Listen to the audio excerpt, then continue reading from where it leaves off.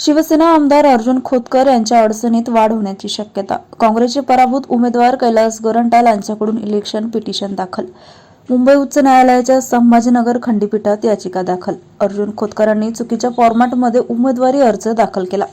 निवडणूक निर्णय अधिकाऱ्यांनी चुकीच्या पद्धतीने खोतकरांचा अर्ज आक्षेपानंतरही कायम ठेवल्याचा गोरंट्याल यांचा आरोप. निवडणूक निर्णय अधिकाऱ्यांच्या निर्णयाला आव्हान देण्यासाठी याचिका. गोरंट्याल जालन्यातील शिवसेनेचे आमदार आणि माजी मंत्री अर्जुन खोतकर यांच्या अडचणीत वाढ होण्याची शक्यता आहे. काही महिन्यापूर्वी झालेल्या विधानसभा निवडणुकीत अर्जुन खोतकरांनी चुकीच्या पद्धतीने आणि आवश्यक त्या फॉर्मॅटमध्ये उमेदवारी अर्ज न भरल्याचा आरोप काँग्रेसचे प्रतिस्पर्धी आणि पराभूत उमेदवार कैलास गोरंट्याल यांनी केलाय. अर्ज छाननीच्या वेळी खोतकर यांच्या उमेदवारी अर्जावर आक्षेप घेऊनही निवडणूक निर्णय अधिकाऱ्यांनी खोतकर यांचा उमेदवारी अर्ज रद्द न करता कायम ठेवला. त्यामुळे निवडणूक निर्णय अधिकाऱ्यांच्या निकालाविरोधात गोरंट्याल यांनी मुंबई उच्च न्यायालयाच्या संभाजीनगर खंडपीठात याचिका दाखल केल्याचं आज दिनांक 4 शनिवारी रोजी 8 वाजेच्या सुमारास आपल्या निवासस्थानावर येथे माध्यमांशी बोलताना म्हटलंय. दरम्यान न्यायदेवता आम्हाला योग्य न्याय देईल अशी अपेक्षाही गोरंट्याल यांनी व्यक्त केली आहे. बघा, इलेक्शन पिटिशन मी आज दाखल केलेली आहे.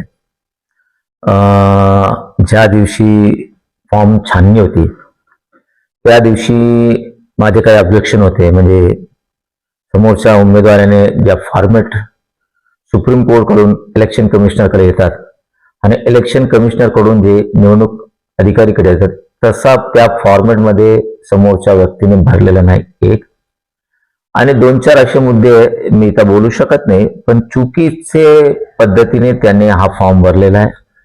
आणि त्या दिवशी आम्ही जेव्हा आमच्या वकिलाने बहस केली, चर्चा केली, आम्हाला वाटत होतं की समोरच्या पार्टीचा फॉर्म रिजेक्ट होईल. आणि त्या दिवशी निवडणूक अधिकारीने 8-10 तास घेतले त्याच्यावर निर्णय आणि 11 वाजता त्यांनी त्यांचा फॉर्म सिलेक्ट केला. जे चुकीच्या पद्धतीने त्याने सिलेक्ट केला त्याला आव्हान देण्यासाठी आम्ही याचिका दाखल केली.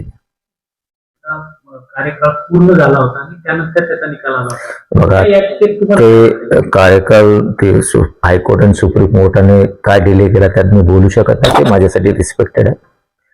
पण सत्य परेशान हो सकता है लेकिन पराजित नहीं हो सकता.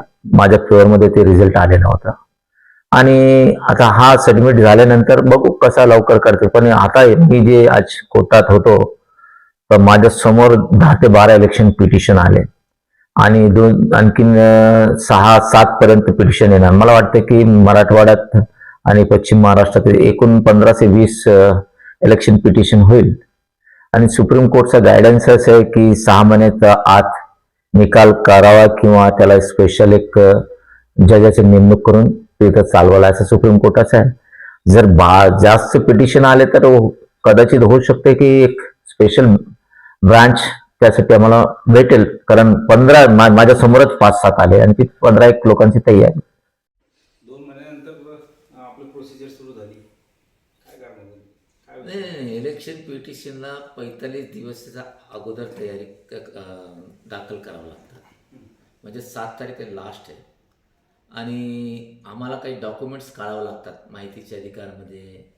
मग ते CD असेल, कृषी उत्पन्न बाजार समितीचे प्रोसिडिंग असेल किंवा त्याचे ठराव असेल, हे DDRकडे गेलो. DDRने आम्हाला काही माहितीचे मध्ये जे आम्हाला हवे ते त्यांनी दिलेलं आहे आणि काही डॉक्युमेंट्स जाणून बुजून ते देत नाही आम्हाला. आणि ठीक आहे, सन्मान्य कोर्टासमोर मी मांडणार आहे की हे डॉक्युमेंट आम्हाला देत नाही आणि त्या विषयाबद्दल पिटिशनमध्ये लिहिलेलं आहे.